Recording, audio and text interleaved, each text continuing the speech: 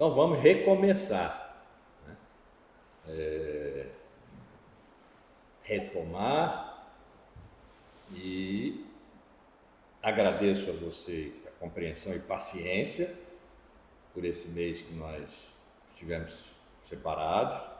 Tive saudades, imagino que alguém, espero que alguém aqui também tenha tido. Enfim, foi um motivo justo, meritório, mas a gente precisa de um pequeno aquecimento hoje. Olha, eu de novo adiando a entrada sobre a essência da verdade. Mas é simples, é simples. É só para recolocar. Hoje eu vou falar sobre a questão da técnica, do ensaio de Heidegger, a questão da técnica. Não sei se termino hoje porque ele é muito rico, mas era a minha intenção. É só para recolocar. Eu tenho dito aqui, né, sempre, há mais de um curso, que a questão que tem movido a minha vida, que é a questão das relações entre realidade e verdade, entrou num beco sem saída e bateu na parede. Não é que a questão não possa mais ser formulada, ou melhor, o que eu estou perguntando semestre passado a Nietzsche, semestre a Heidegger, é se essa questão pode continuar a ser formulada.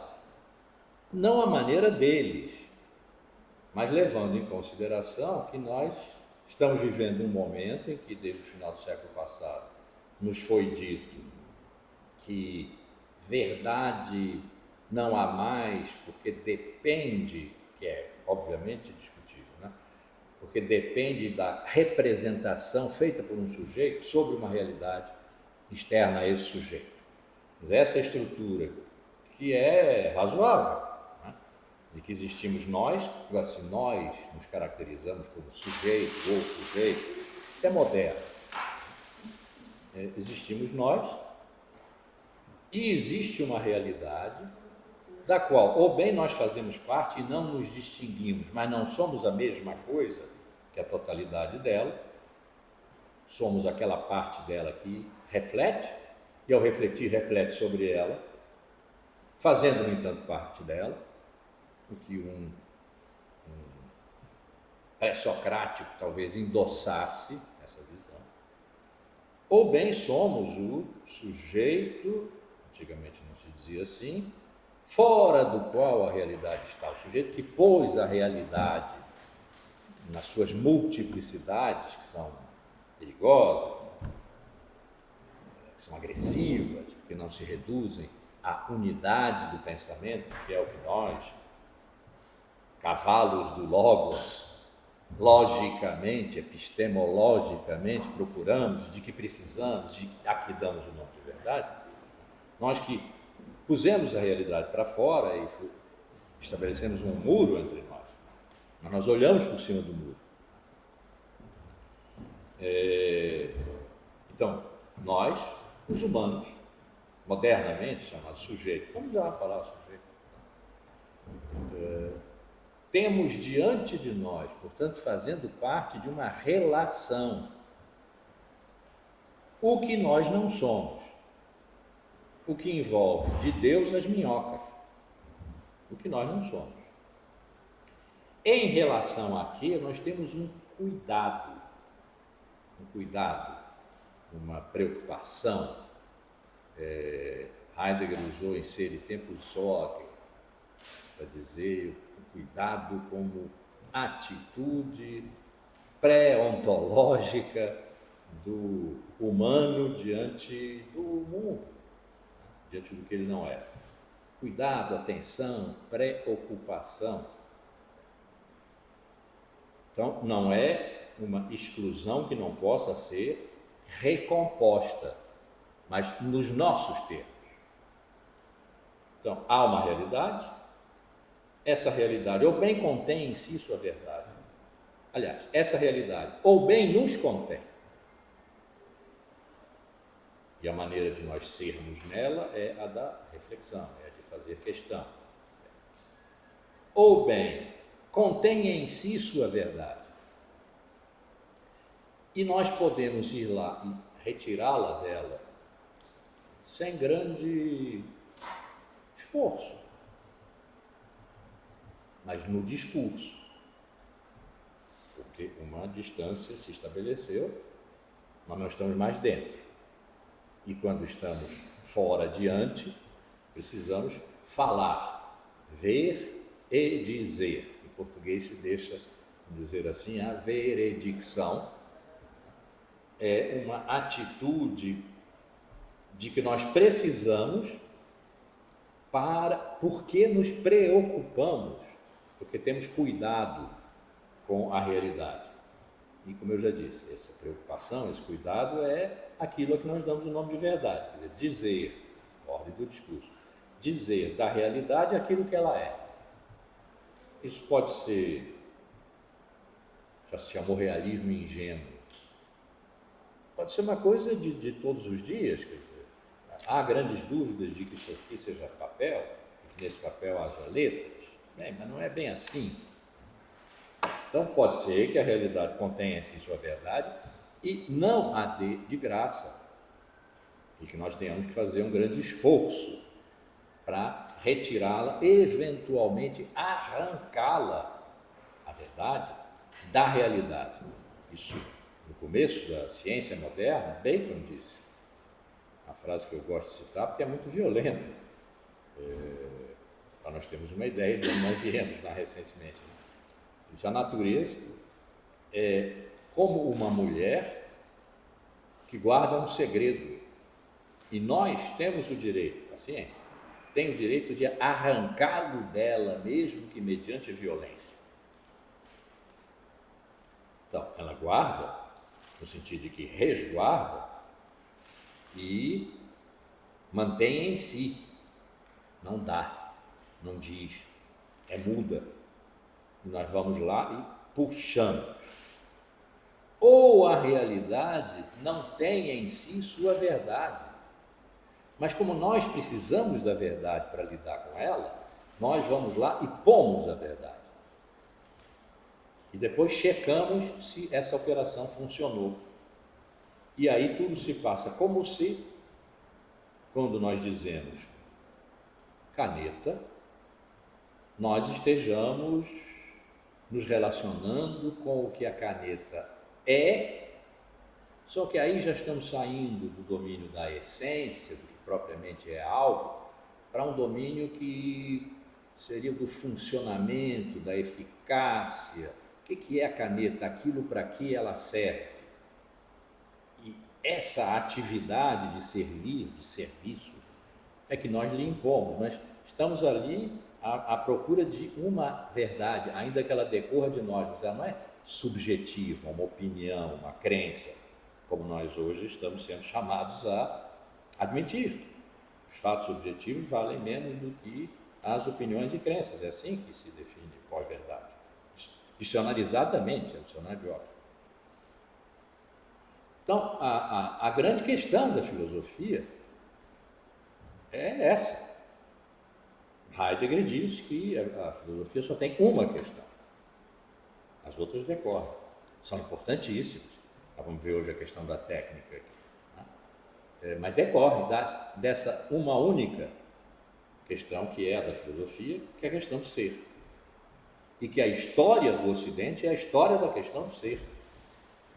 Lembrada e esquecida. Esquecida, por exemplo, ou sobretudo, quando a filosofia foi fundada como uma disciplina, com escolas, com currículo, por Platão e Aristóteles no século IV.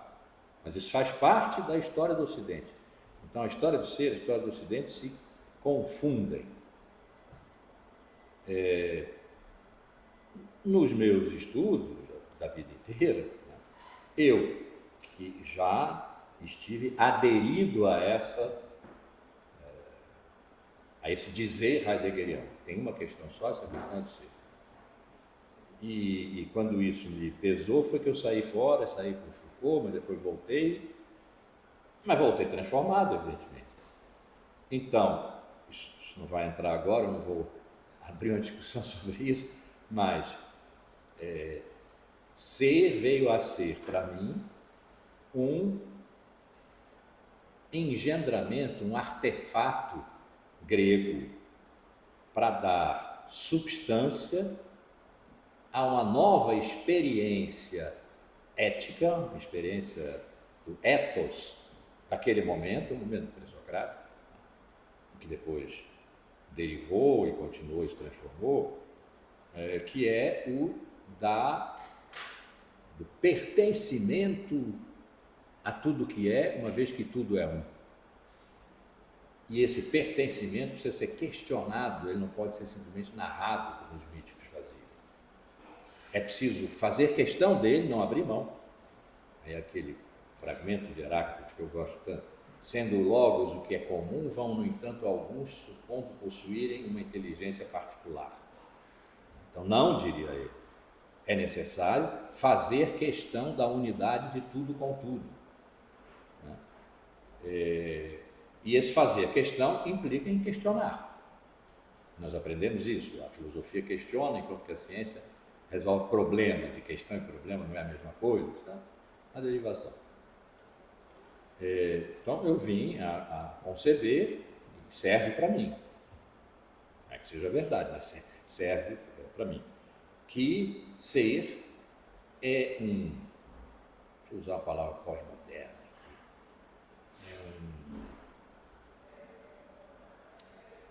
dispositivo, essa é uma palavra que Foucault usaria com prazer, é um dispositivo grego para ocupar esse novo sistema de linguagem que é a questão, correspondente a uma nova experiência ética que é a copertinência de tudo a tudo. Então, não é o fundamento da história do Ocidente, o fundamento de todo pensamento, a única questão do pensamento e tal, no sentido em que Heidegger pôs. Não é para mim, pelo amor de Deus. No sentido em que Heidegger pôs. E para mim, e está em paralelo, né, toca-se. Para mim a questão existe uma realidade que nós não somos. Isso veio a ser a partir do começo da filosofia no século IV. Aristóteles condenou os pré-socráticos. Eles só voltaram a ser conhecidos, com a maior restrição nesse termo, conhecidos, no século XIX.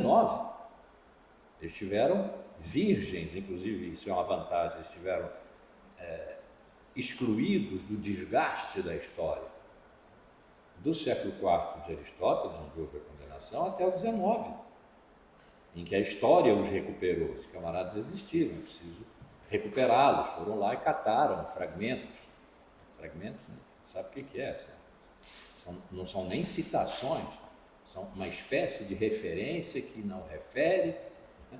Mas onde se pode encontrar que, quem sabe, Tales disse mesmo que é a água. Pode ser que sim, pode ser que não. Mas no contexto em que Dietz e Krantz acharam na física de Aristóteles uma referência a Tales, faria sentido que Tales tivesse dito isso. É assim que nós temos os fragmentos pré-socráticos. Então, essa experiência, esse ethos da copertinência de tudo a tudo, tudo um tudo, essa frase é reversível, né? Deve ser, indefine quem aí é sujeito e quem é predicativo do sujeito, não é predicado, predicativo do sujeito. Então, tudo tudo, é uma experiência ética, uma experiência que talvez nós tenhamos que voltar a fazer de um modo que rolaram 26 séculos, não é dos pré-socráticos. Mas o morcego bateu na nossa cara, nos mordeu e nós morremos por isso. A natureza não está mais num lá fora em que nós, sobre o qual nós garantimos um poder que é o poder do discurso.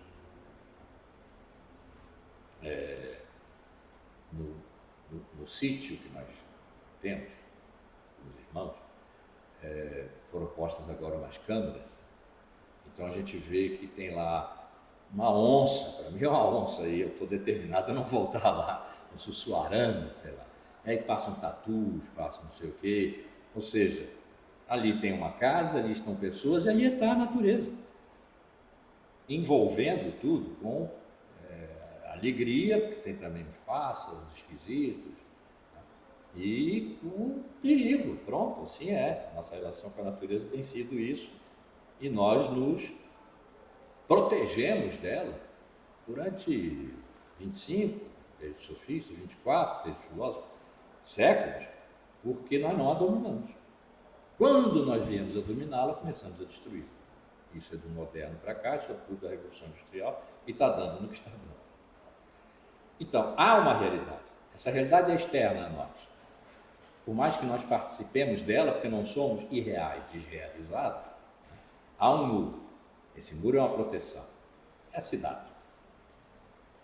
E essa realidade significa para nós. Esse significar para nós é o lugar do que se tem chamado de verdade. Então, essa relação realidade-verdade tem sido a minha questão da vida inteira. Quando no fim do século passado os pós-modernos vieram para dizer que tudo isso está baseado na representação, porque aqui estamos nós, lá está ela, e portanto nós temos que trazê-la para nós sem que ela saia de lá. E isso é uma representação do tipo procuração. A realidade não sai de onde está, mas nós fazemos com ela aqui o que a nossa mente e os nossos sentidos, etc., nos permitem fazer. Como uma espécie de procurador involuntário. Para ela, a natureza, ela não tem procuração nenhuma. Nós a impomos. Que tudo está, então, baseado na representação, e a grande crise da representação, houve duas. A grande crise da representação faz com que o sujeito da representação e o objeto da representação, a realidade externa, não tenham mais fundamento, algo que garanta a sua verdade. Se tornou essa representação flutuante, o acaso entrou aí. Foi bom isso, foi uma grande generosidade do século XX, esse acolhimento ao acaso. O acaso, a casualidade entrou aí e tendeu a destruir a causalidade, que foi a forma historicamente mais longa de compreender o que é o fundamento de algo que nos permite o conhecimento, ordem discursível, via representação da verdade, do algo, desse algo. E quando, finalmente, já no século XXI, se diz que os fatos objetivos, se a realidade externa, valem menos do que as opiniões e crenças, isso é inteiramente subjetivo. Quebrou essa estrutura. Há uma diferença, há diferenças entre os pós-modernos do fim do século XIX e essa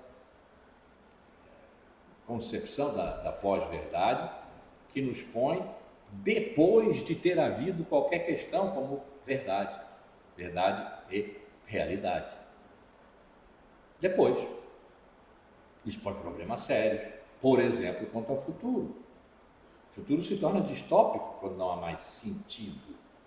Quando a pergunta sobre o significado de haver algo que não nós, que é uma grande questão metafísica, porque há algo e não nada, e sobre o significado que tem este algo, apontável com o dedo, isso é um microfonezinho, que são as atitudes filosóficas fundamentais. Quando isso deixa de fazer sentido, o tempo deixa de fazer sentido. E quando se diz a história acabou, é isso que você está querendo dizer. Não é mais o passado como causa do presente que determina o presente a determinar o futuro. E, portanto, o que é o futuro? A repetição do presente. Como o presente está numa dimensão hoje catastrófica, representada pelas polarizações e o ódio, a ausência do lugar do meio, tanto a possibilidade de conversar, de dialogar, que é a essência da nossa relação com a realidade. Nós a pomos fora, mas queremos entre nós conversar sobre ela. Se não podemos mais conversar entre nós, ela dança também. E a ideologia, o paradigma da eficácia que rege o nosso tempo e que tem a ver só com funcionar ou não funcionar, não com ser, não ser, realidade, verdade, não mais isso, o que é que resta para a filosofia? Quando, porque não há mais os mega sistemas que de Aristóteles no século IV a Hegel no século XIX sustentaram o pensar filosófico, o fazer filosófico, porque pensar é fazer, né? O que é pensar, senão um modo de fazer? Fazer filosófico foi sustentado pelos grandes sistemas, que tem uma imensa vantagem sobre o caos, que organizam, dão ordem. Nós precisamos de ordem para não padecer e falecer na desordem, no caos, no excesso de multiplicidade que nos afogariam como uma gota no oceano, essas coisas assim que a gente diz. Então, quando não há mais a filosofia como grandes sistemas, grandes, pequenos, o que for, quando a filosofia, se for para sobreviver de algum modo, precisaria se engajar na vida, e não em a vida, como ainda em Nietzsche estava. A vida em Nietzsche ainda é um semi-conceito, semi-metafísico. Heidegger disse que Nietzsche era o último metafísico. Nietzsche se concebeu como o último filósofo. Não é a mesma coisa. Mas essa entrada na vida põe a filosofia numa dimensão ético, estético, política. A pergunta é, ela perde sua qualidade ontológica, quer dizer, a sua boa obsessão de lidar com o real, tal qual ele é, tal qual ele talvez seja, tal qual provavelmente ele não é, mas nós o absorvemos para nós nessa função de ser, né? Que tem bordado a filosofia, pelo menos desde o século IV. Sim, desde o século IV. Até o XIX, o XX se comportou um bocado flutuantemente em relação à sua herança do século XIX, herança da história e tal, e chegamos a essa nossa condição aqui. Se a filosofia não for capaz de se engajar na vida, sem que isso seja programático, ideológico, essas tentativas já foram feitas, né? Desde o século XIX, marxismo, por exemplo. Materialismo dialético, que é a filosofia marxista, deve se submeter ao materialismo histórico. Tem, portanto, uma qualidade ideológica que não é recusada, não é nenhuma tara. Não é mais para o nosso momento. Então, mas continua sendo a grande questão. Proponho que continue sendo a grande questão. É para mim, e eu não acho que eu seja um idiota no sentido próprio do termo, um sujeito voltado para si mesmo, que tem uma grande questão que, no entanto, não interessa a ninguém e não é uma grande questão, só para ele próprio, que fala consigo mesmo um idioleto, quer dizer, um idioma que só ele entende. Eu penso que não. E tenho até uma solução para essa questão de realidade e verdade, que chama os pré-socráticos e chama os cosmólogos para se encontrarem com Aristóteles no século XXI. Tenho. Mas isso seria um sistema. Não dá para fazer. Seria uma teoria que pelo menos eu não encontro caminho para entrar na vida, aquele buraco para chegar ao algo de que Nietzsche fala, e só um Deus nos poderá salvar, né? O que é isso? De que Heidegger tem falado até aqui nesse curso. Então, por esse motivo, e porque 1, 2 e 3, Nietzsche, Heidegger e Foucault, trabalharam segundo a possibilidade ou realidade de que a filosofia já tenha acabado e que, no entanto, o pensamento ainda se sustente em alguma coisa. Para Heidegger é o salto originário, para os pensadores pré-socráticos, portanto, para recuperação de um modo totalmente diferente do que foi, da questão de ser, que ele entrega ao poeta. Já vimos isso. Então eu estou perguntando a eles se tem caminho, esse loch, esse buraco através do qual se chegue ans etwas, ao algo, ao alguma coisa. Tá, tem uma determinação aí. Né? É um artigo determinado, não indeterminado. Há algo, qualquer algo. Só um Deus. Não está determinado como Deus, o Deus cristão, mas está determinado como um algo que não é da ordem da técnica. Então, é aí que a questão bate, e também é a questão para Nietzsche.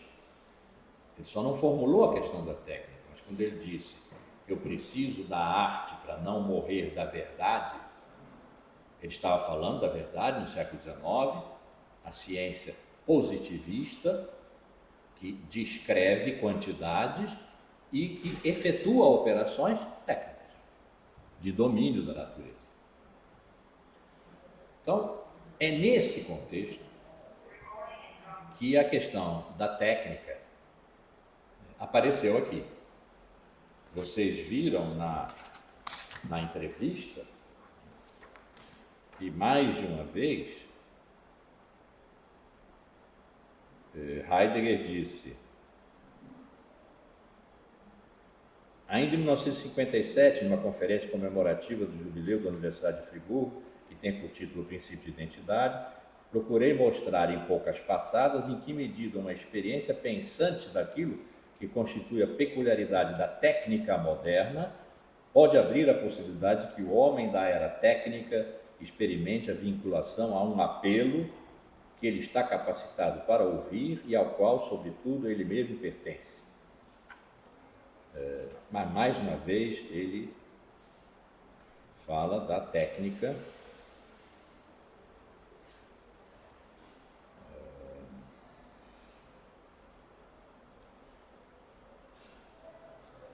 Bom, eu li com vocês.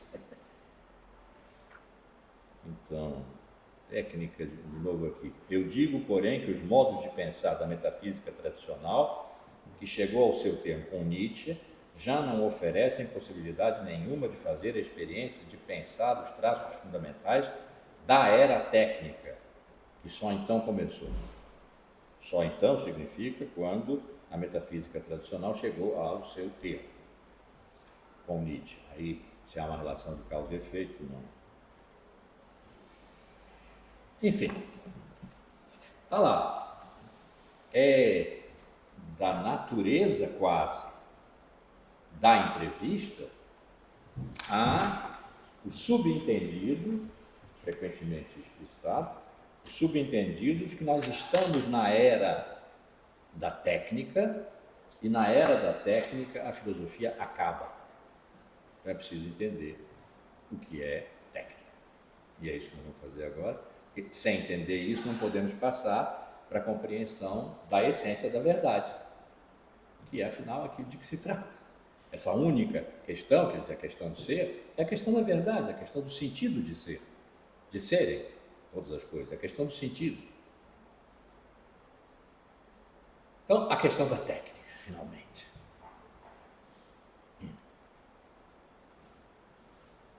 Ele diz, logo no começo, trata-se aqui de questionar.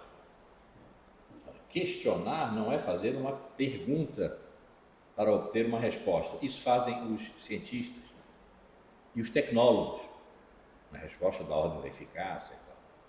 Questionar é trabalhar na construção de um caminho.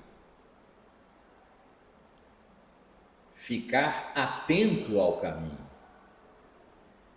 Não, aspas, às várias sentenças e aos diversos títulos. Fecha. Atento ao caminho significa, não é perguntar à ciência o que ela tem a dizer sobre a técnica, nem perguntar à filosofia o que ela não estava desenvolvendo, mas poderia vir a desenvolver. Então, logo se dissesse, olha, a técnica é um grande objeto para a filosofia. Não. Procurar, e quem é que procura? Nós, os humanos, o Dasein, o homem. Nessa altura ele já está dizendo o homem na questão da técnica. O homem ficar atento a um caminhar que lhe pertence e cujos passos, no entanto, não são dados segundo uma sua liberdade, um seu arbítrio, mas que precisam ser dados esses passos com uma grande atenção ao caminho. Então, trabalhar na construção de um caminho. O caminho não existe previamente. Lembrar Antônio Machado, né? Caminante no hay camino, el camino se hace al caminar. Não é exatamente assim, mas a ideia é essa. É à medida em que se caminha que o caminho vai sendo feito, mas é preciso uma grande atenção ao caminho, porque não é um qualquer. É aquele determinante da nossa época, é o da técnica. E a gente pode adiantar um pouquinho aqui. Heideggerianamente pensado, a essência da técnica moderna é, e ele vai dizer que é a última, possivelmente, o último desvelamento de ser na história do Ocidente. Então não é qualquer coisa. E ele logo diz, a técnica não é igual à essência da técnica. Nós estamos perguntando não pela técnica, na verdade, estamos perguntando pela essência da técnica moderna, mas é a do século XX, né?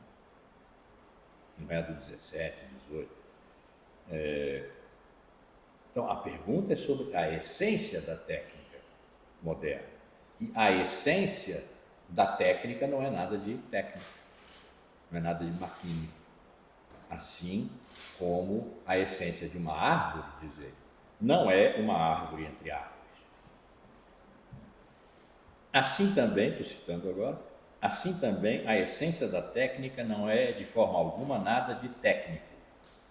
Considerar a técnica neutra, ainda por cima, é nos entregarmos a ela e nunca nos abismarmos para a sua essência. Que é a ideia ainda corrente, né? A técnica pode ser bem usada ou mal usada. Isso é uma questão de outra natureza. A questão que está aqui é a essência da técnica é regente da possibilidade do humano hoje no mundo. E vamos ver, a última forma, talvez a última no sentido de que não haja outra. E esse é um perigo, um risco e perigo do desvelamento, do dar-se epocal do ser, de ser, a nós, os últimos homens nesse sentido. Porque vamos perder também nossa essência. Isso é lá no final, só adiantando um pouco. Então, estamos perguntando sobre a essência da técnica, e a essência da técnica não é nada de técnica. Não é seguro que nós saibamos o que é a essência. E, aliás, adiante ele vai dizer, nós temos que mudar a nossa compreensão de essência. Mas a que nós temos, até agora, é uma lição antiga, a lição dos gregos, que é boa. Isso, aliás, é de Heidegger. Ele nunca diz, e isso está errado e eu vou demonstrar o erro. Ele toma sempre em grande consideração aquilo que se dá, aquilo que se mostra, aquilo que se diz, e vai perguntando sobre o fundamento desse dizer, não para dizer, e este dizer, portanto, está errado, mas para ver o sentido desse dizer. E isso é que conduz, passo atrás, degrau abaixo, a fonte originária, que é a verdade. Nós vamos ver isso, é a verdade. Por isso, esse texto sobre a essência da técnica é introdutório para a questão da verdade, e é uma passagem da entrevista para o ensaio. Então, a antiga lição é: essência é aquilo que algo é. Portanto, a essência é algo. Esse algo determina o que um certo algo é. Por exemplo, se nós estamos perguntando pela essência da técnica, a técnica é algo cuja essência é também um algo abstrato, universal, vale para todos os objetos técnicos, mas ele já disse, a essência da técnica não é técnica. Mas seria isso, a essência de um lápis vale para todos os lápis. Mas a essência de lápis é algo, é um algo. Diferente dos lápis, os lápis são particulares, e esse algo é universal e não é um lápis, uma árvore, não é uma árvore entre árvores, como ele disse há pouco. Aquilo que algo é. Então, segundo essa lição antiga, nós estaríamos perguntando o que a técnica é. E a resposta comum, corrente, o senso comum do que é técnica, é de que ela é meio para um fim, e 2, que é uma atividade do homem. E essas duas determinações pertencem-se. É uma atividade do homem que procura um fim, procura atingir algo, e precisa, para atingir algo, de certos recursos, que são meio para atingir esse fim. Isso é a técnica. É uma disposição de meios para fins, que se pertencem e se determinam reciprocamente. Isto é uma determinação instrumental e antropológica da técnica, da essência da técnica. Quanto ao antropológico, por enquanto fica na sombra, mas vai aparecer mais lá para o fim, quando o homem entrar em questão aqui. E ele diz, essa qualificação, essa determinação é correta, ela não está errada, ela não é falsa.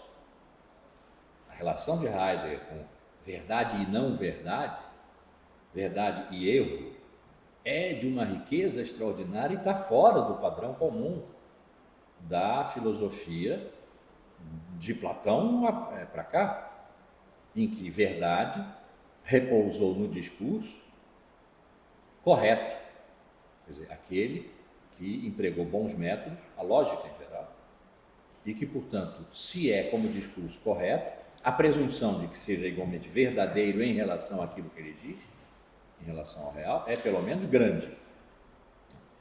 E que, portanto, o contrário disso, o que não é correto, está errado. E o que está errado é mal. Heidegger nunca vai dizer isso. E isso vai ficar bem claro quando a gente for ler o ensaio sobre a essência da verdade. É correto. Essa definição é correta. É o que nós temos sob os olhos, e não é de se desprezar o que nós temos sob os olhos. É precisamente o que nós temos. Não é de se desprezar o que nós temos. Como a técnica, inclusive a mais avançada, a nossa hoje, toda determinada por instrumentais, por equipamentos, por laboratórios, etc.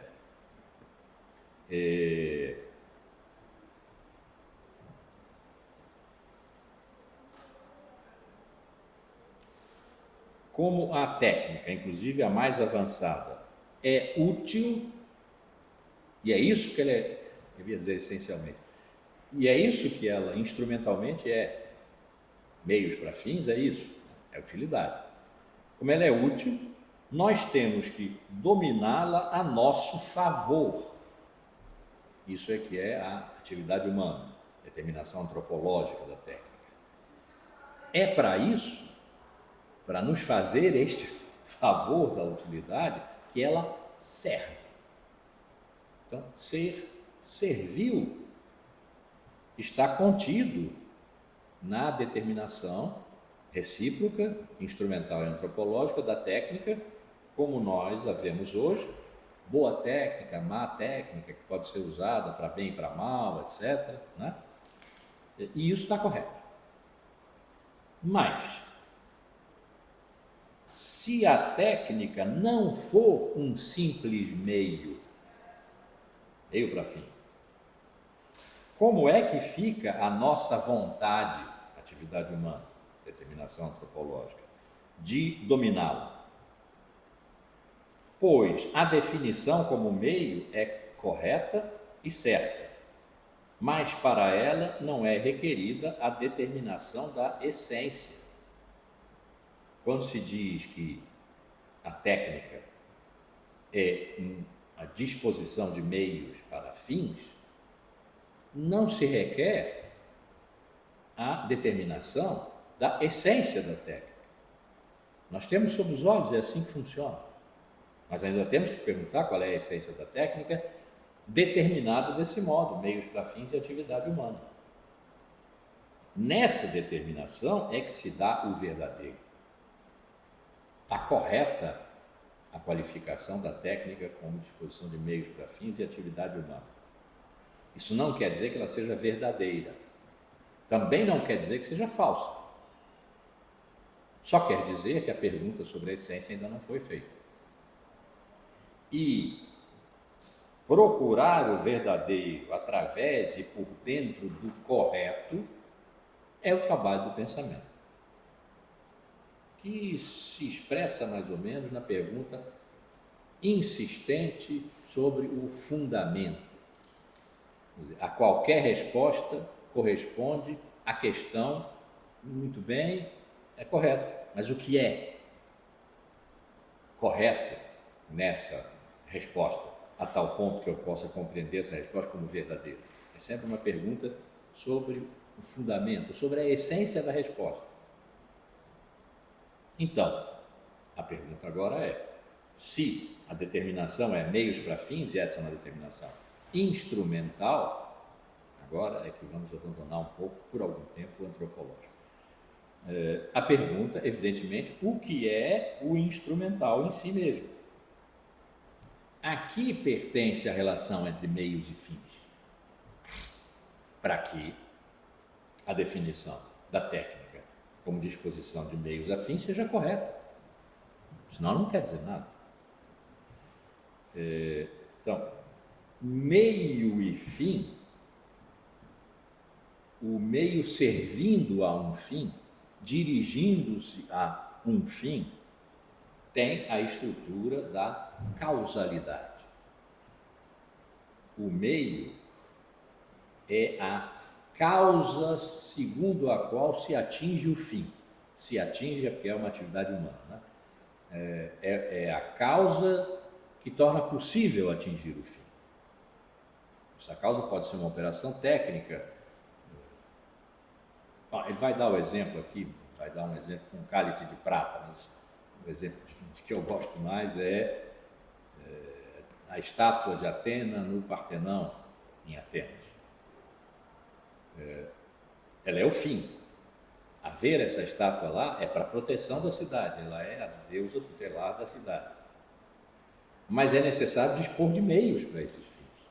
Esses meios incluem o mármore, a estatuária grega, segundo a qual, naquele momento, Atena é representável, e um escultor.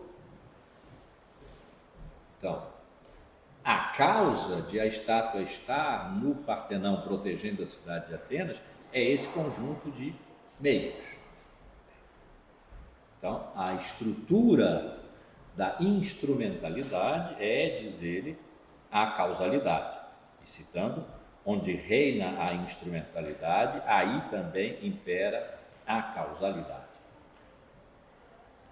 E da causalidade, nós temos a mais completa compreensão na teoria da causalidade de Aristóteles, que está na metafísica e que foi o divisor de águas da filosofia, segundo o qual ele condenou todos os filósofos pré-platônicos, como ele disse. Ele devia ter incluído Platão. Segundo a lógica dele, devia ter incluído. Foi generoso com o seu mestre. Todos os filósofos pré-platônicos não viram que a estrutura de causalidade é quadripartite. E alguns deles aceitaram uma só, a causa material, como por exemplo Tales, que disse é a água o elemento comum de todas as coisas. É a causa material. Então, Aristóteles formulou uma teoria das causas que tem 4 dimensões. Não são 4 causas, como se costuma dizer, assim, mais banalmente. E Heidegger vai insistir muito sobre isso. Não são 4 causas. Todas elas respondem uma à outra. Cada uma delas é responsável por todas as outras. Essa ideia de responsabilidade na estrutura da causalidade é importante. Inclusive começa a retirar essa estrutura quadripartite da causalidade do domínio estritamente aristotélico. Mas isso havia.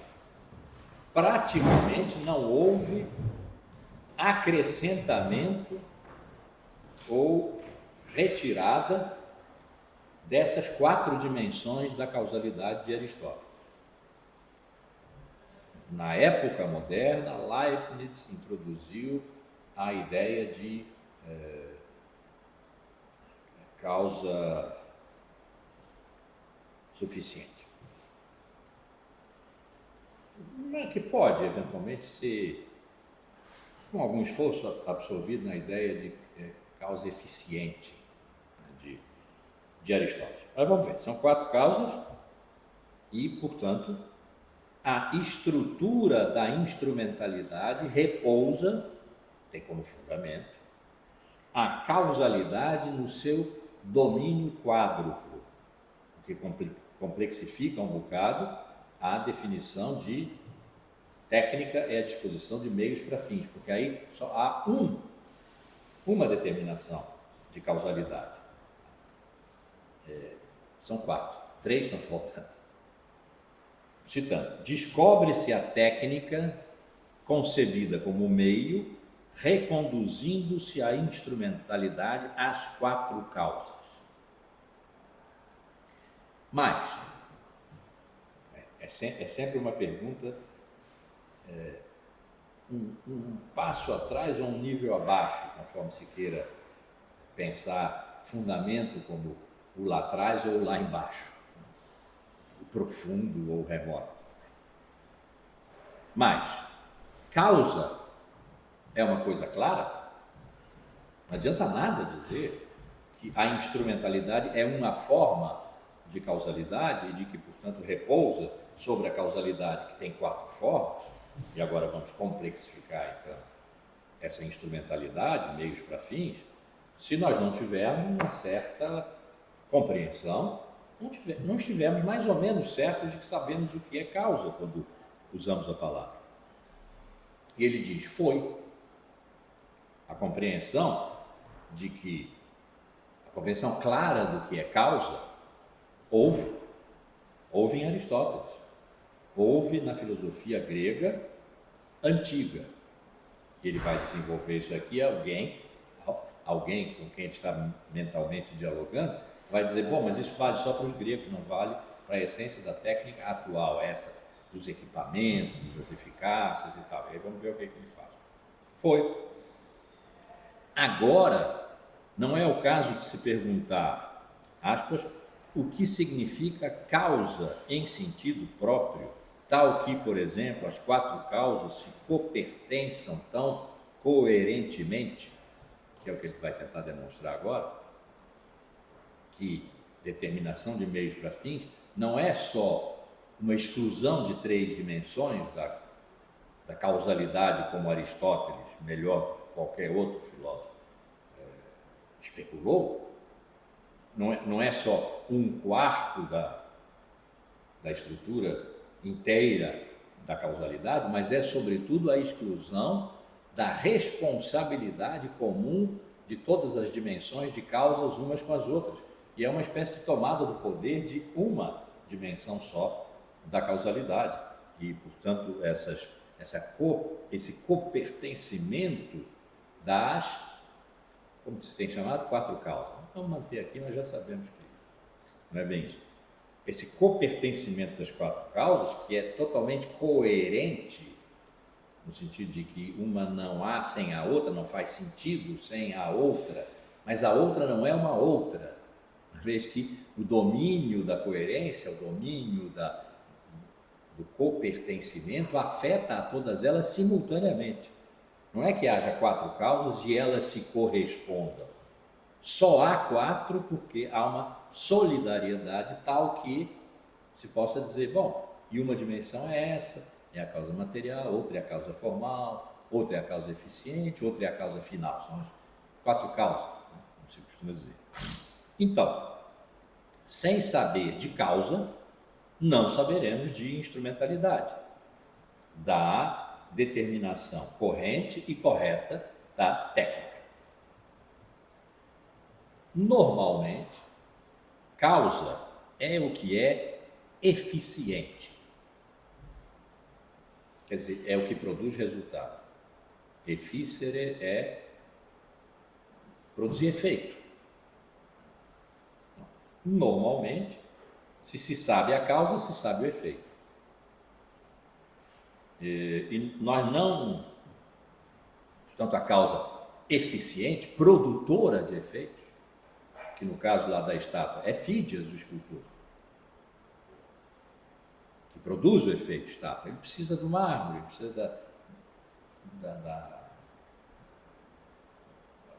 do formalismo da estatuária grega do século V, porque a Atena pode ser representada diferentemente, mas naquele momento era assim. Ele precisa disso, mas ele é o causador da estátua, é a causa eficiente. Então, normalmente, mas normalmente é para nós hoje, e é isso que determina a definição correta e corrente de meios para fins.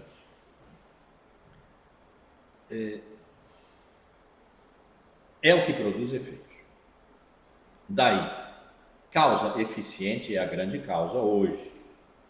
A causa final, a finalidade, aquilo a que se destina e não está ainda dado, mas que é o ímã que atrai toda a produção de algo, todo efeito. A causa final, a finalidade, já não conta entre as causas. Para nós hoje, na nossa contemporaneidade, olha que ele morreu, só ele em 76, ele não viu a Revolução 2.0, a virtualização da realidade, a quebra da estrutura da representação, do sujeito que reflete, da consciência, da realidade da verdade e, finalmente, da opinião e das crenças. Mas diz, a finalidade não pertence à causalidade hoje. Já foi determinada como a mais importante das causas. Aristóteles deixa escapar isso. A mais importante das causas é aquela que atrai para si, aquela em função do que se faz, tudo que se faz.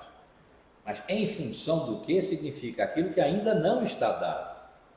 O que é que está dado? O mármore, a estatuária e o escultor. Eles vão interagir. Para quê? Nós estamos no tempo das musas, não estamos no tempo dos museus. Para quê? Para que a estátua que resulta dessa atividade esteja no seu lugar próprio, que é o Partenon, o Templo da Virgem, para proteger a cidade de Atenas. Esse é o fim. Essa é a causa final. Tudo que se moveu para que essa estátua, que não existia, passasse a existir, o que nós vamos ver, é a essência da técnica vista gregamente, se moveu por essa finalidade que só existe concretamente quando a estátua está pronta e colocada no Partenon. Mas ela que não existe como uma causa material, formal ou eficiente imediatamente dada, é quem puxa para si todo o movimento da causalidade. Hoje, no entanto, a finalidade, a causa final, citando, a finalidade não pertence à causalidade. Mas com Aristóteles não era assim. É por isso que ele diz, causa é coisa clara, ele diz, foi. Com Aristóteles. Com Aristóteles não era assim. Citando, o que nós chamamos de causa foi chamado pelos gregos de aition. Aitia, causa, que dá etiologia. Então, quando se precisa saber das causas que determinam uma certa doença, vai se procurar a etiologia dessa doença, o processo de causação dela. Então, esse aition, aitia, nome que os gregos davam àquilo que nós chamamos de causa, aition, estou citando ainda, é aquilo pelo que um outro responde e deve. As 4 causas são os 4 modos coerentes entre si de responder e dever. A que distância nós já estamos começando a ficar da determinação correta e corrente, simples, de meios para fins. Está se falando agora de responsabilidade e dever, responder e dever, responder em si e dever em uma outra as 4 causas, as 4 dimensões da causalidade. E aí ele dá o exemplo. O exemplo que eu acabei de dar para a estátua, que eu gosto muito, porque é muito autoevidente, né? Ele usa um cálice de prata, um cálice sacrificial. Então, ele serve a uma determinada coisa de ordem religiosa. Ele é de prata, então essa é a sua causa material. Ele não pode ser feito de papier-mâché. Ele obedece a uma certa representação, vamos deixar passar aqui a palavra representação, a uma certa representação do que é um cálice de prata para um determinado fim, não é para tomar vinho. E existe um ourives que realiza na prata, segundo o modelo que ele tem em mente de um cálice sacrificial, a finalidade a que se destina o sacrifício. Então, a prata responde pelo cálice, ele diz, como matéria determinada. Mas, além disso, como objeto sacrificial, citando, no cálice o que se deve à prata aparece na figura de cálice e não de um broche ou anel. É o seu perfil, forma, eidos, de cálice sacrificial. Fecha. Então, tanto a prata em que entra o perfil do cálice, quanto o perfil em que a prata aparece, respondem cada uma a seu modo pelo utensílio do sacrifício. Eu disse fecha pouco, mas não fecha não, abre. Tanto a prata em que entra o perfil do cálice, como o perfil forma. Em que a prata aparece, respondem cada uma a seu modo pelo utensílio do sacrifício. Mas o cálice é, sobretudo, aquilo que o circunscreve como utensílio sacrificial. Citando, a circunscrição finaliza o utensílio. Finaliza no sentido de obedece à sua finalidade. É, portanto, o que finaliza, no sentido de levar à plenitude, o que em grego se diz com a palavra telos, fim, daí teleologia, etc. Não é o fim ou finalidade como propósito, que está lá na definição corrente, como atividade humana. Disposição de meios para fins, 2, atividade humana. Não, o fim, o telos, a finalidade não é um propósito do ourives. Citando, o telos responde pelo que na matéria e no perfil também responde pelo utensílio sacrificial. E, finalmente, o artífice. Mas não no sentido de que, pelo seu trabalho, estou citando, o cálice pronto seja efeito de uma atividade. O ourives faz aparecer num recolhimento, faz aparecer, não havia. Essa é a natureza da técnica, fazer aparecer, daqui a pouco ele vai dizer, mas eu antecipo, fazer aparecer por aqui o que aqui não havia.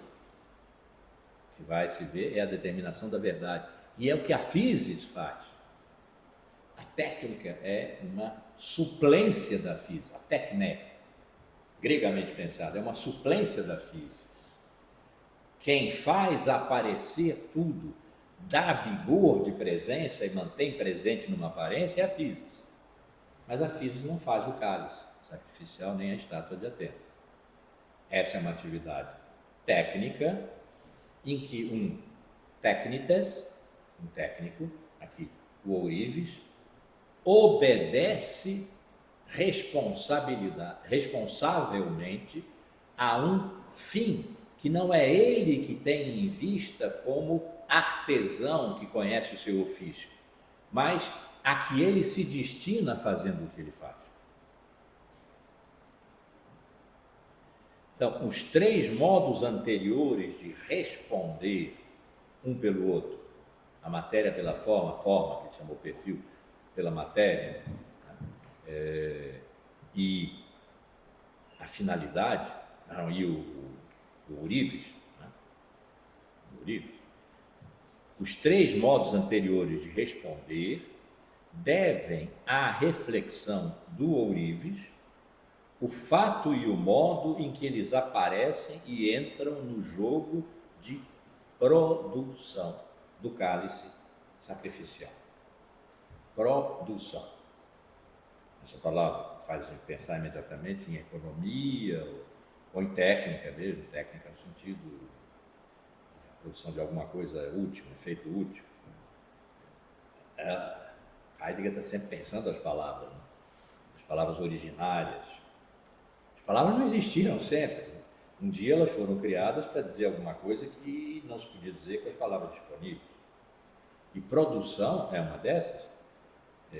Está aqui latinamente. Ducere é conduzir, o que dá o duque, por exemplo, comando dos exércitos, il duce, o duce, aquele italiano, Mussolini, aqueduto, que conduz a água, viaduto, que conduz o caminho, pelo caminho, os carros, o que passa pelo viaduto. Então, ducere é conduzir, e como em procuração, daqui para lá, de lá para cá, mudando de estar aqui para estar lá, por exemplo. Então, produzir é fazer aparecer, é conduzir a presença. É um ato de conduzir a presença, de fazer aparecer o que não estava aparente, ou simplesmente não estava, não era. Fazer aparecer, dar ser ao que anteriormente não era. Ou, no sentido talvez mais pré-socrático, desvelar o que estava velado, velamento, a que, no entanto, o desvelamento pertence. Que foi a compreensão pré-socrática da verdade, como aletheia, de que se vai falar a seguir, mas está latejando aqui, nessa palavra, produção. Então, os três modos anteriores de responder, guardar esse responder aqui, porque vai falar de responsabilidade, devem à reflexão do ourives o fato e o modo em que eles aparecem e entram no jogo de produção do cálice sacrificial. unidade das quatro causas como recíproco responder e dever. Citando, pensando de maneira grega, o que significa responder e dever? Olha que nós estamos a alguma distância já agora da definição de técnica como disposição de meios afins e atividade humana, que continua sendo correta, porque ela repousa sobre a instrumentalidade e a instrumentalidade repousa sobre a causalidade. Ela repousa sobre a causalidade, a instrumentalidade. Ela não é abolida pela causalidade, continua correta. Responsabilidade não é nada de moral, da ordem da culpa, ou uma espécie de ação.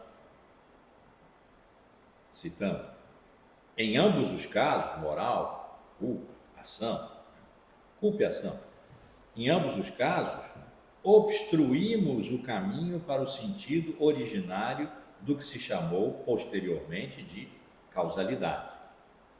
Dever e responder esclarecem as quatro causas. Respondem pelo dar-se e propor-se do cálice como utensílio sacrificial. Dar-se e propor-se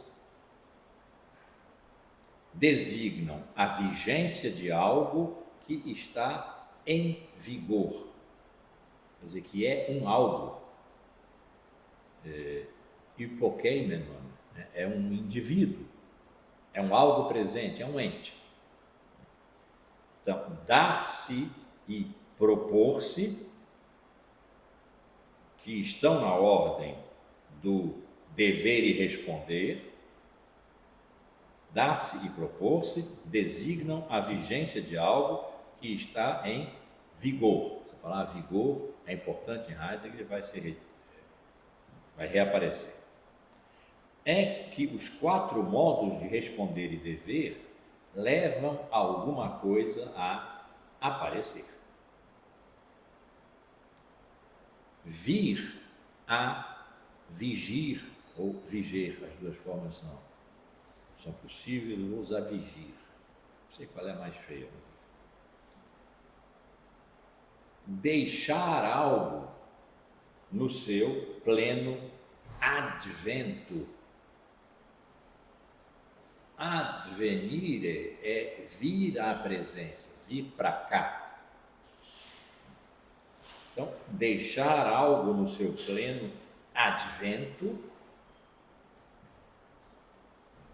significa que responder e dever são a estrutura do deixar vigir.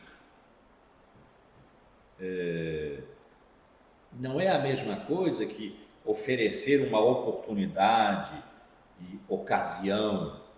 Seria uma espécie de causa secundária e sem muita importância no conceito global de causalidade.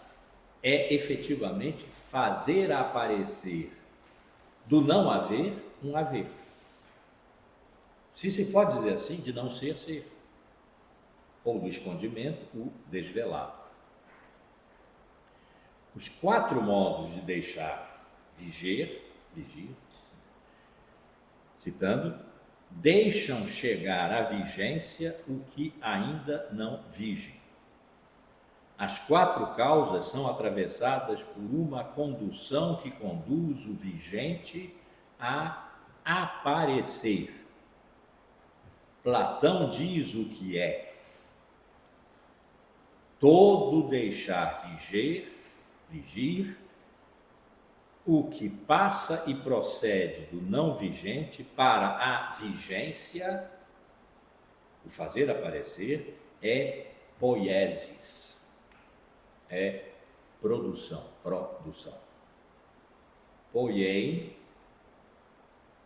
é o verbo para aparecer, poiese, o ato, poeta, o agente. Então, o fazer aparecer que a comum responsabilidade, a responsabilidade e dever de todas as causas entre si, o que isso tem de grande é um fazer aparecer do não aparente. É um fazer viger do que vige, mas não está. É poiesis. O que é então? Vai encerrar. Poiesis, o quê? O que é então poiesis? Produção. Condução para cá do que aqui não estava. Criação. Não é o fazer do artesão, da arte. A physis é poiesis em alto grau. O que há de mais poético é a atividade da physis que faz aparecer cosmos. Menos o cálice sacrificial, a estátua de Atena, que a physis não faz aparecer, não deixa vir à vigência.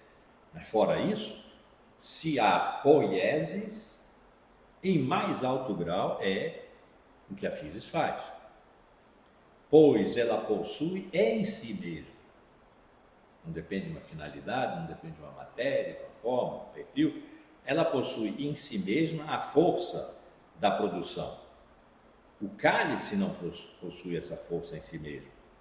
A eclosão do que vem à vigência depende do artesão, do ourives. O deixar vigir as quatro causas no âmbito da produção, deixar ser tanto o que eclode da natureza quanto o que se confecciona na arte, tem uma natureza diferente do propósito do ourives que, segundo sua competência técnica, produz um artefato. Aqui está um ato, eu vou usar a palavra, um ato metafísico. Físico, vocês viram que eu pronunciei assim, né? Um ato metafísico de fazer aparecer e dar-se o inaparente e não dado até então. Portanto, um criar que excede a disposição de meios para fins.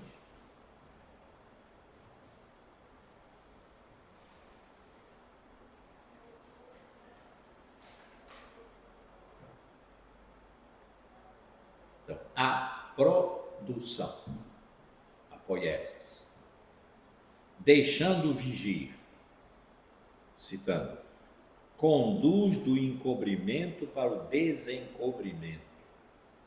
Só se dá no sentido próprio de uma produção, enquanto e na medida em que alguma coisa encoberta chega a desencobrir-se. Ora, este é precisamente o sentido que Heidegger dá, supondo que os pré-socráticos deram à palavra aletheia. É a verdade. Então, o correto de uma representação, sobre correto a gente já viu, está, em última instância, determinado pela verdade como fundamento poético da causalidade, fundamento da instrumentalidade, fundamento da definição corrente de técnica, da essência da técnica. Resposta à pergunta, o que a técnica é, que é a lição antiga, como ele chama, do que é a essência. É aquilo que algo é. Determinado em última instância, a técnica tem como fundamento último a verdade, entendida desse modo grego como um deixar eclodir, fazer aparecer, trazer à presença, deixar vigir na plenitude do aparecer aquilo que não está. Esse seria o fundamento da técnica. Então, a aletheia como desencobrimento, citando, funda toda a produção. Esta produção recolhe em si, atravessa e rege os quatro modos de deixar vigir a causalidade. Já vimos nos 4 módulos. A esfera da causalidade pertence em meio e fim, pertence à instrumentalidade. Esta vale como o traço fundamental da técnica, hoje. Se questionarmos, pois, passo a passo o que é propriamente a técnica, conceituada como meio, chegaremos ao desencobrimento. Chegaremos ao radical da verdade, é o que a gente vai ver no ensaio sobre a essência da verdade. Né? Chegaremos ao radical de verdade que está em toda manifestação, em todo deixar aparecer, inclusive a disposição de meios para fins. A técnica correntemente compreendida, que, como ele já disse, não é nada de técnica, está se perguntando sobre a essência. Então, da técnica à verdade. Citando, a técnica não é, portanto, um simples meio. A técnica é uma forma de desencobrimento. Trata-se do âmbito do desencobrimento, isto é, da verdade. Isso não é um salto fabuloso, isso foi sendo construído passo a passo, mas é uma distância enorme, que, no entanto, não anula o fato de que a definição de meio para fim é correta, porque ela corresponde ao tempo que é o nosso. Heidegger jamais diria há um modo verdadeiro de determinação da técnica. Esse foi experimentado por Aristóteles na sua teoria da causalidade e na sua compreensão da técne como um deixar vir à presença, que podia ser feito por Homero ao escrever a Ilíada, como por um sapateiro ao fabricar sapatos. Depois isso se separou, a arte foi para um lado, vamos ver no fim desse texto, a arte foi para o lado e a utilidade ficou, como sendo o próprio da técnica. Né? Não, ele não diria isso, ele disse, não, está certo, é isso mesmo, a técnica é a disposição do meio para fim. Porém, a instrumentalidade, a causalidade, a produção, a poesia, a verdade. Nesse estranhamento entre a definição corrente e agora esse fundo, está se procurando fundamento, né? Nesse estranhamento ganha sentido perguntar o que se diz na palavra técne. Technikon é o que pertence à técne. Ora, técne pertence a poiesis e, portanto, algo poético. Não é só uma habilidade. A gente diz, não, fulano é bom nisso, tem uma técnica apurada. Não é uma habilidade, é um ato radical de criação. Nesse sentido, o maior técnites é Deus. Na tradução grega da Bíblia judaica está onde nós lemos em português Deus é o criador do universo. Em grego está theos, poeta, osmo. É o criador. Então, não é uma habilidade de Deus. Então, esse algo poético, a técnica que pertence a poiesis, como fazer aparecer, deixar vigir, não é nenhuma habilidade. A palavra ocorre, desde os antigos até Platão, associada à episteme, e depois se separaram. Episteme foi ser da ordem da verdade como discurso, e a técne da ordem da verdade como produção, mas cada vez menos da ordem da verdade, mais da ordem da habilidade, da eficácia, e foi assim que chegou para nós. E esse foi o momento em que a técnica e a arte, que eram o mesmo, né? Se separaram. Então, conhecimento, a episteme, epistemologia, teoria do conhecimento, episteme tem a ver com conhecimento, né? Em sentido amplo, ser versado em algo, quer dizer, ser um conhecedor, saber das coisas, né? É um conhecer que provoca abertura, desencobre. Então, o conhecedor, no domínio da episteme, não é aquele que contém em si um número enorme de informações. A enciclopédia não é o conhecedor. É aquele que, pelo conhecimento, provoca a abertura, desencobre. É do âmbito da verdade. É curioso isso aqui, né? Curioso não, poderoso. Heidegger não diz o conhecimento é o que produz a verdade. Foi assim que nós herdamos. Foi assim que chegou ao momento em que nós nos encontramos, como os fatos objetivos valem menos do que as opiniões e crenças. O que está posto na ordem do discurso, e na ordem do discurso é a ciência, veio a ser, né? Ciência e técnica, que produzem a verdade. Isso não há mais. Por motivos que nós já vimos e que ainda mais vamos ver. Não. O conhecer que provoca a abertura, que desencobre, é do âmbito da verdade. Portanto, a verdade é mais radical do que o conhecimento. Portanto, não é, nesse sentido, objeto do conhecimento. É a condição de conhecer. A condição de conhecer é já a verdade, como ato de criação, de pôr na presença, de deixar vigir. Só nessa condição é que é possível conhecer. Então, o conhecimento, a episteme, é do âmbito da verdade. Isso é Platão. Aristóteles distingue episteme de técne, citando, do tocante àquilo que ao mesmo modo, no tocante àquilo que e ao mesmo modo em que ambas desencobrem. Quer dizer, a episteme desencobre de um modo, a técne desencobre de outro modo, e, no entanto, ambas desencobrem, portanto, ao mesmo modo. Elas não se opõem, vieram a se opor, com ciência e técnica,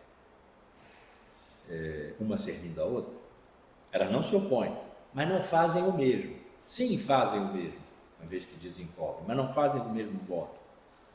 Mas o modo de uma e o modo de outra pertencem-se na medida em que fazem, sim, o mesmo, desencobrir. Poiesis, alete, a técne, vou citar, a técne desencobre o que não se produz a si mesmo e ainda não se dá e propõe. O que a physis faz, né, é o que se produz a si mesmo. A técne desencobre o que não se produz a si mesmo e ainda não se dá e propõe, podendo assim apresentar-se e sair, ora num, ora em outro perfil, modo, forma, casa, navio, cálice. O âmbito dos quatro modos de deixar vigir, de desencobrir, o a ser produzido nessa perspectiva, estou citando, é nesse desencobrimento e não na elaboração, não na habilidade que faz, que a técne se constitui e cumpre numa produção. É onde se dá a létria. Verdade. Pode-se dizer que essa caracterização só vale para a técne grega. Pronto, agora está dialogando com alguém contemporâneo que diria alguma coisa como: Heidegger, você insiste nesse negócio dos gregos. Os gregos acabaram. De certa forma, quando a filosofia se cristianizou, tomando para si logos, como Deus, physis, como a natureza criada. Portanto, não a criadora, mas a criada por Deus. E verdade como a revelação, Nesse momento, a filosofia como grega acabou. E você fica aí insistindo com esse negócio dos gregos e tal, a aletheia que é o desencobrimento, é o que há de mais radical, e não é o modo de correção do discurso, com o que nós estamos acostumados desde Aristóteles. E Heidegger diria, não estamos acostumados desde Aristóteles, nós podemos estar acostumados desde Santo Tomás. Quando disse, mais ou menos disse, que a verdade é a adequação da coisa ao intelecto. Adequação. Mas não foi isso que Aristóteles disse. Heidegger poderia dizer isso.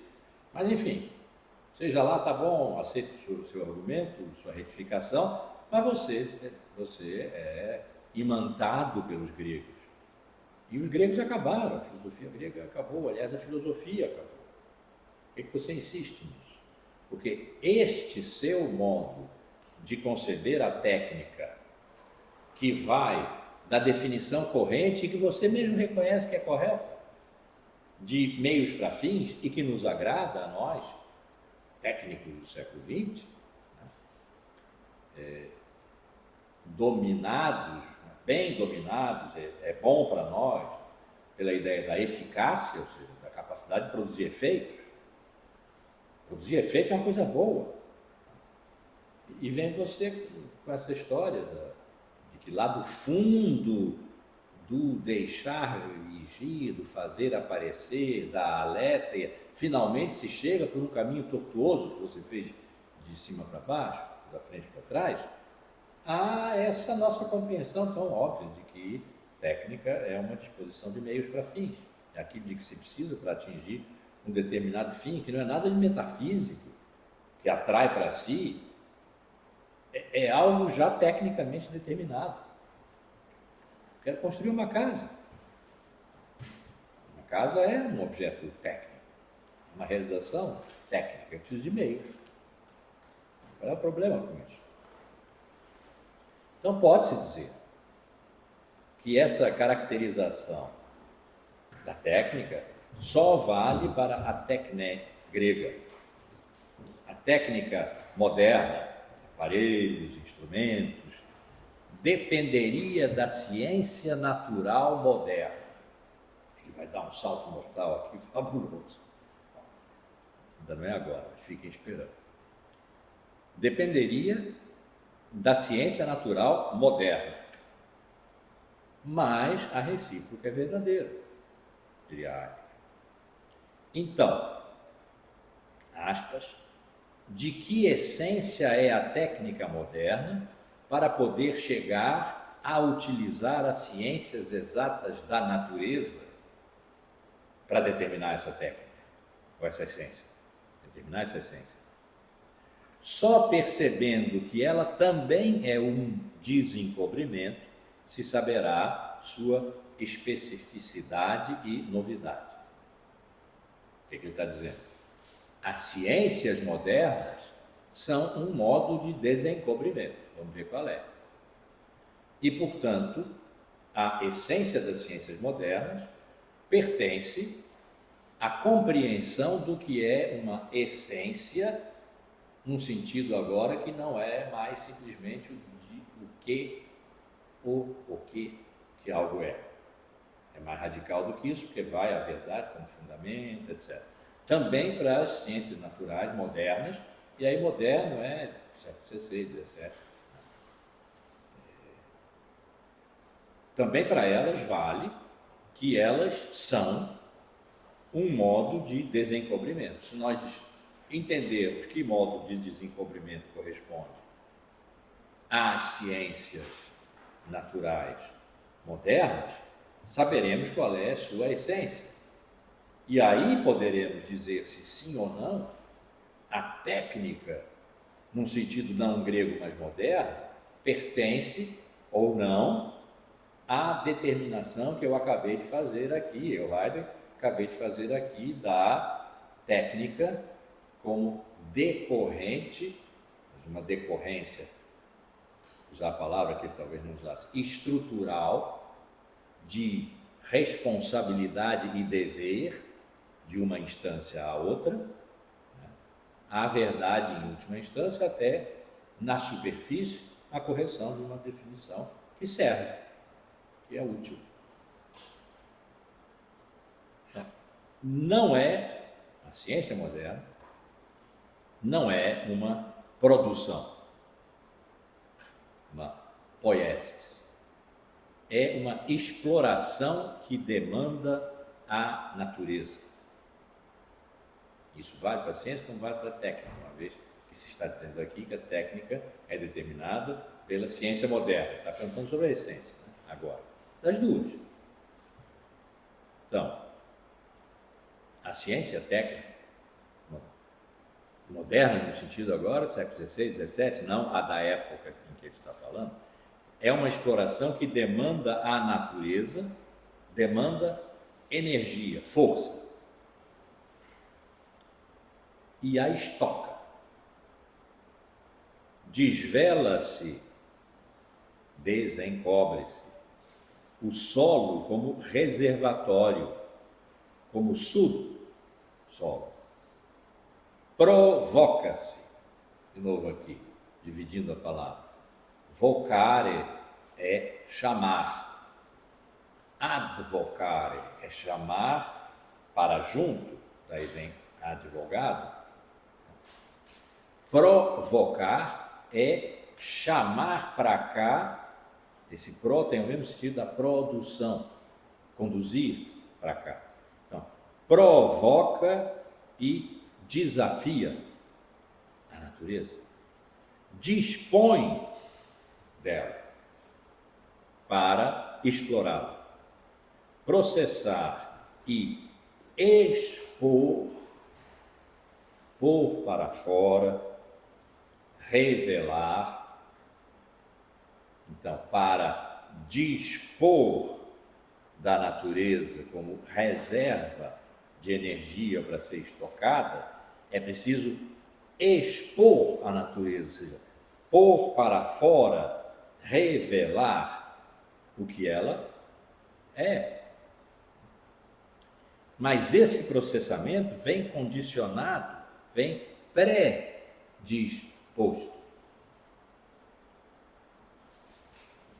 no sentido de obter um máximo rendimento com um mínimo de gasto.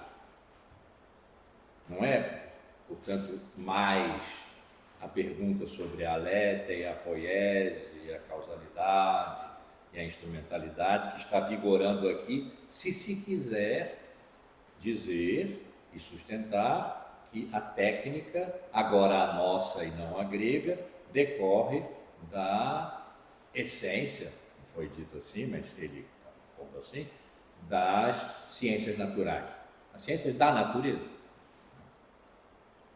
Então, as ciências, como a técnica que lhes obedece, estão predispostas a dispor, pôr para fora,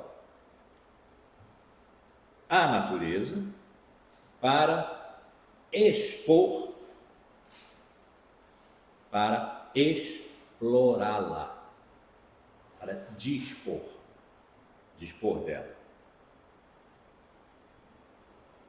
O carvão arrancado do subsolo e estocado à disposição, está posto, a postos, da energia nele armazenada para produzir calor, temperatura, fornecimento de vapor, pressão, movimento dos mecanismos que mantêm a fábrica em funcionamento. Isso é o que se diz da técnica quando se pensa técnica com a objetividade das ciências naturais modernas, aquelas que têm a natureza como objeto. Nesse conjunto de disposições que estão a postos e processam, tudo se faz dispositivo. Quer dizer, disponibilidade. Aí dá o exemplo do rio Reno. O rio Reno é uma fronteira entre dois países. É também um testemunho histórico. Pelos castelos se vê, né? Testemunho do passado. É um passeio romântico de casais, passear pelo rio Reno. É um lugar por onde trafegou a nave dos loucos, Narrenschiff. Quando não se sabia o que fazer com os loucos, não havia ainda o Le Grand Renfermement, como Foucault chamou, quer dizer, o grande encerramento em hospitais, os loucos eram postos em navios que ficavam andando pelo Reno de cima para baixo, né, o tempo inteiro. Eles estavam ali isolados, mas isolados em movimento. Então, o Reno é várias coisas. Mas quando se põe uma hidrelétrica sobre o Reno, ele passa a ser aquilo que está às ordens para a hidrelétrica. Não é a hidrelétrica que está instalada no Reno, é o Reno que está instalado, disposto, disponível na usina. O Reno é o que hoje é, citando, pela essência da usina. O desencobrimento da técnica moderna é, então, pôr, no sentido de explorar, de extrair o oculto. Sim? O solo vale pelo subsolo, então extrair o oculto. Transformar, estocar, distribuir, processar, reprocessar. Tudo isso são modos de desencobrimento. As marcas fundamentais do desencobrimento explorador são o controle e a segurança. Então, o controle e a segurança que as ciências modernas criaram em relação à natureza e a puseram na posição experimental e descritiva, segura, o mundo como laboratório, né? Para dizer assim, de maneira simples e alegórica. O controle e a segurança são marcas fundamentais de um certo desencobrimento. Esse desencobrimento que explora, pondo à disposição aquilo que é chamado a ser disponível. A disponibilidade fica sendo, ele vai dizer no fim, talvez a última, certamente nesse momento a única, mas talvez a última forma de desencobrimento, de desvelamento, portanto de alerta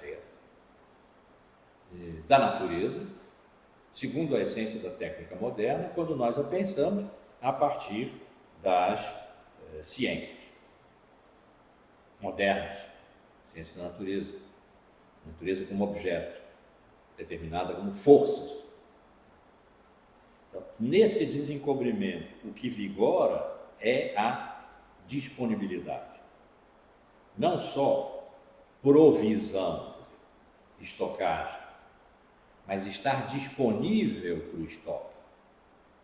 Estar aí presente e oferecer-se. Mas oferecer-se por causa da exploração. Depois nós vamos ver.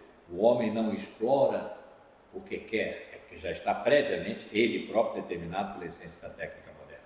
Mas aí ele vai ter que primeiro passar por esse sofrimento aqui para chegar de novo à essência da técnica moderna. A pergunta sobre a essência da técnica moderna. Então, citando, no sentido da disponibilidade, o que é já não está para nós em frente e defronte como um objeto a ser pensado. Poderia ser a essência entendida como aquilo que é um ente, um determinado ente, esse eclipse. Isso é um objeto que está defronte, ao qual eu faço a pergunta sobre sua essência, e determinando sua essência, sei o que é esse eclipse e qualquer eclipse. Não é mais isso. Citando, quem realiza a exploração que desencobre o real como disponibilidade? Essa é a pergunta. Evidentemente o homem. Mas seguindo que poder? Lembra, né? Disposição de meios para fins e atividade humana. Mas segundo que poder? Citando, o homem não tem em seu poder o desencobrimento em que o real cada vez se mostra ou se retrai e se esconde. Somente à medida em que o homem já foi desafiado a explorar as energias da natureza, é que se pode dar e acontecer o desencobrimento da disposição. Se o homem é, porém, desafiado e disposto, não será então que mais originariamente do que a natureza, ele, o homem, pertence à disponibilidade? É ele que mais originariamente está determinado pela essência da técnica moderna. É porque determinado a estar disponível à essência da técnica moderna, que exige dele a exploração da natureza para que ela se ponha disponível. Essa é a estrutura, que depois ele vai chamar Gestalt. Essa é a estrutura que constitui não o poder do homem de extrair da natureza uma atitude que é a disponibilidade, mas a fragilidade do homem que já está predisposto a propor pela exploração a natureza que se dispõe, a propor que se dispõe, propor, dispor.